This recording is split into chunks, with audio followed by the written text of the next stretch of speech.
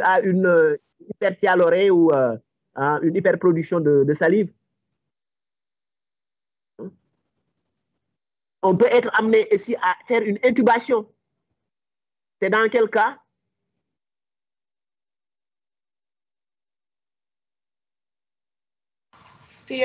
Quand vous avez une détresse.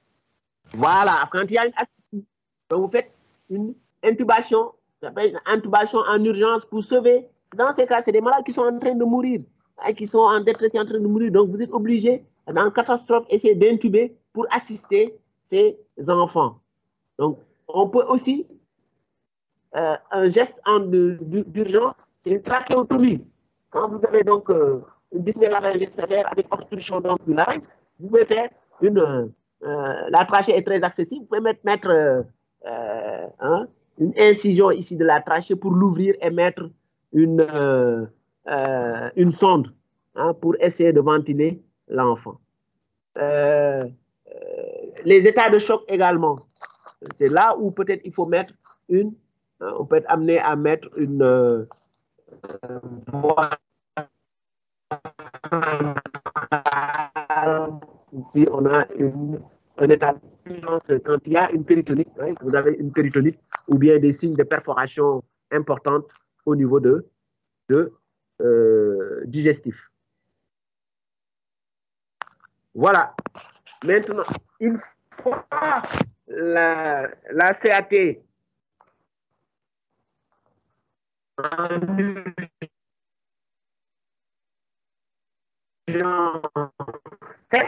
mourir, vous l'avez récupéré, réanimé. À partir de ce moment, vous débutez l'enquête étiologique. C'est pourquoi moi j'ai mis enquête étiologique après. L'enquête étiologique, c'est au niveau familial, le niveau de vie, les conditions socio-économiques, le revenu annuel, le nombre d'enfants, le caustique, les caustiques contenus dans les récipients alimentaires. Donc, vous faites une enquête économique pour voir un peu le niveau de vie de des parents. Les différentes étiologies, il faut préciser si c'est un accident domestique, si c'est des sévices ou bien une autolyse. Ensuite, donc j'ai dit étiologie, c'est peut-être les circonstances, le type d'accident qu'il faut mettre, en sachant que ce n'est pas toujours un accident. Ensuite, préciser le type de caustique, et vous connaissez déjà, parce qu'on a fait le rappel, les différents caustiques qu'il peut y avoir, que c'est grave, surtout quand c'est un acide ou une base forte. Hein. C'est surtout ces produits qui sont très caustiques, très corrosifs et qui peuvent entraîner donc des complications graves quand ils sont ingérés en quantité importante. Et maintenant, vous avez donné les produits caustiques, donc acide fort et tout. Donc, l'autre, vous pouvez défiler. Vous avez parlé parce que pour les étiologies, vous avez, on a un diagnostic des substances. Je pense que pour diagnostic de retence, vous devez faire les diagnostics de gravité simplement. Oui, oui, allez-y. Non, pour les étiologies, qu'est-ce que vous avez énuméré comme étiologie?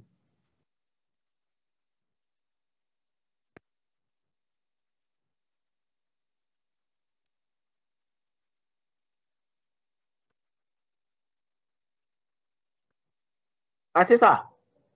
Ah, voilà, donc c'est bon. Vous avez bon, moi j'ai mis enquête étiologique et puis ouais, acide fort là, vous avez déjà.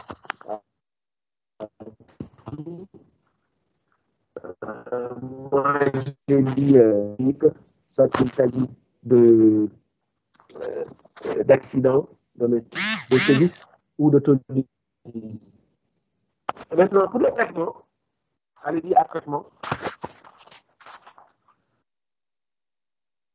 Traitement.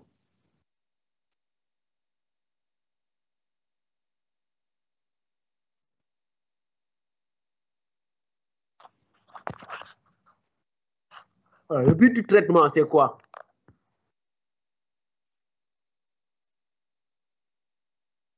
C'est pas ça. Bon, le but, vous avez vu, le but, c'est au singulier. Il y a un seul but. Le but du traitement, c'est de maintenir la continuité digestive. Donc, C'est le but, c'est que l'enfant puisse s'alimenter, donc avaler, et que ça passe, que le transit soit normal. C'est ça le but, c'est donc maintenir la continuité digestive. Hein? Et ce but se complète par la prévention, donc maintenir la continuité digestive, prévenir et traiter les complications.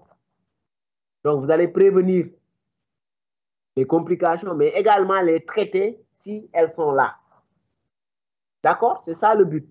Donc il y a le but qu'il faut atteindre. Et pour atteindre le but, ce but, il faut des moyens. Vous avez d'abord des moyens de prévention primaire déroulés, des moyens de prévention. Donc, vous avez vu, vous avez dit moyens symptomatiques. Moi, je vais commencer par la prévention parce que je crois que la pédiatrie, vous commencez toujours par la prévention ou vous terminez par la prévention? Hein? Dans vos cours de pédiatrie. On termine par la prévention. On commence par le traitement curatif et on termine par le traitement préventif.